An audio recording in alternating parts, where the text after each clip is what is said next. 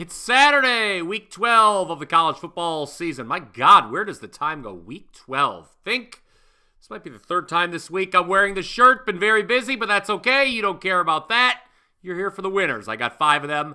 As per usual, a heads up, I'm not necessarily going to be talking about Saturday's biggest games here on the show today, but these are 5 bets that I think you need to make. And isn't that what really matters? I do have some client plays on the biggest games for Saturday, and that's what also matters. I am number 1 in college football this season and over the last 365 days for that matter at WagerTalk.com. That is in addition to our 221, 187, and 12 long-term run here on the Power 5, 38 and 25 the last 14 days with 1 push. Go ahead, smash that like button if you've been enjoying all these free winners. As a reminder, you can always comment down below and share your thoughts on what you're about to hear. Let's get it started. Number 1, Old Dominion plus 2.5 versus James Madison, 4 p.m. Eastern.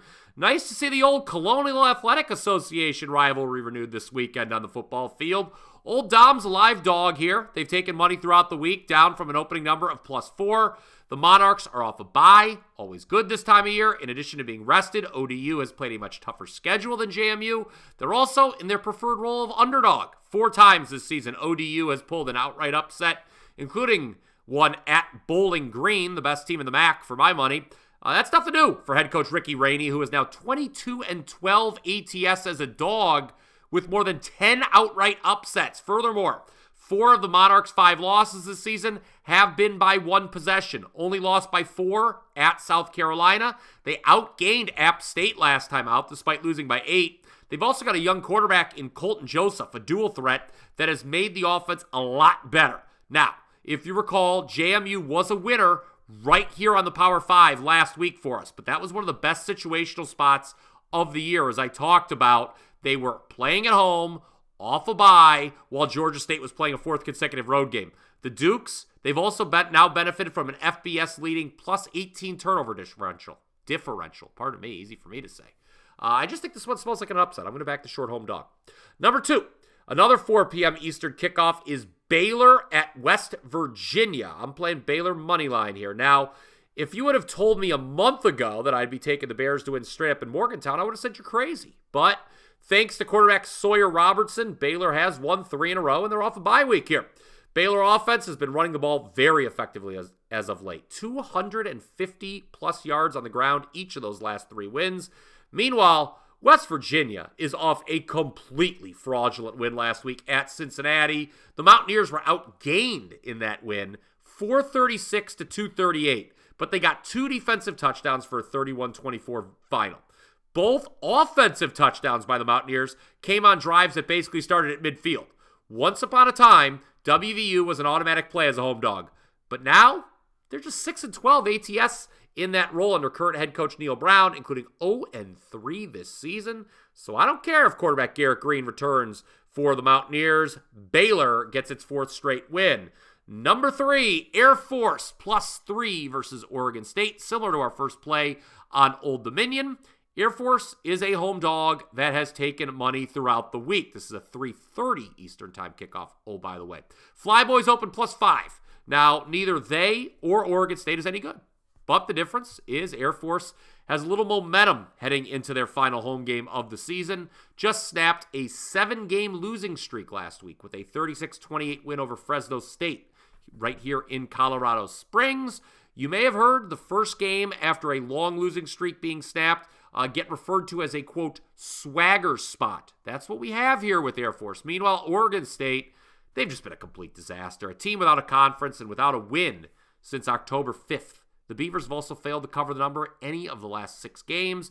Defensively, they cannot stop the run. They rank near the very bottom of the country in yards allowed per rush attempt. That seems like a problem going against an Air Force offense that ran the ball, get this, 80 times last week against Fresno State. Take the points.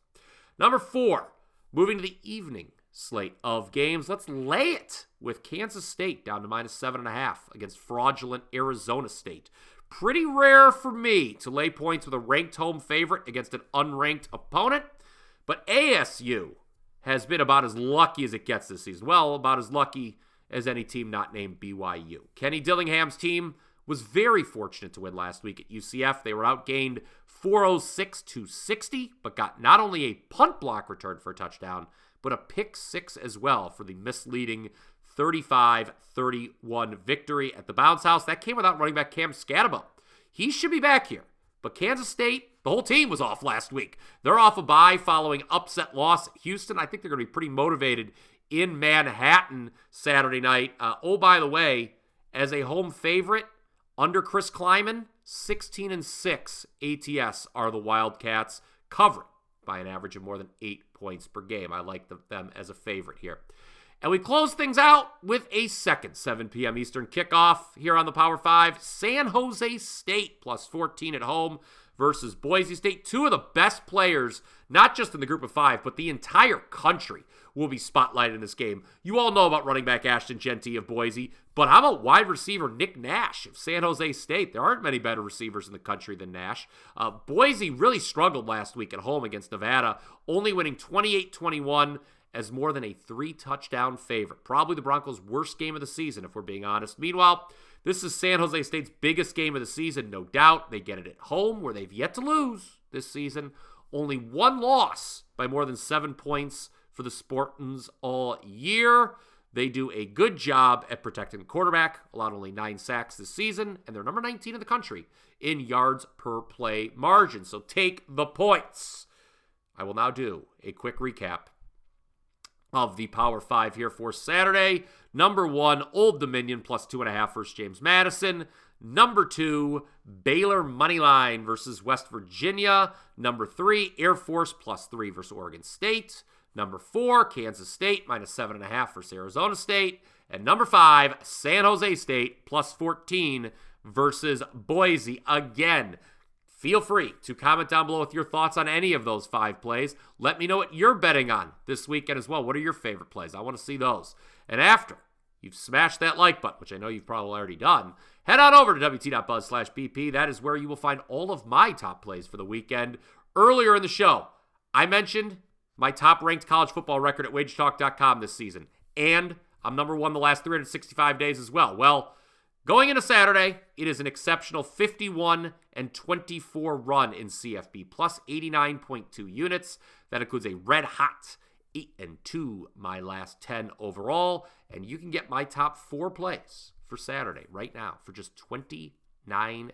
First one's going to kick off at noon Eastern, 3 more in the evening. So hurry, and if you're looking to get on board for an even longer stretch, we have got a great special offer for you. Right now, you get every single college football play I release for the rest of the season for only $229. Yes, every play I release from now through the national championship game for just $229. No coupon code needed. You just head to my page, wt.buzz/BP. It's right there for you. Also, I believe you can head to the deals tab at wagertalk.com as well. And, oh, by the way, we would not want to forget about the NFL. I have a rare 5% max bet going on Sunday. That's also already available. And you go back to last November, full calendar year, 12 months. I'm on a 7-1 run with 5% football plays. That's NFL and college combined. Number 1. 5% record at WagerTalk during that time in football. That will do it for Saturday's edition of the Power 5. I sincerely hope you enjoyed it. Hit that thumbs up if you did. And I'm going to be back on Sunday talking NFL Week 11. So make sure you're subscribed to the WagerTalk YouTube channel. And until next time, guys, let's cash some tickets.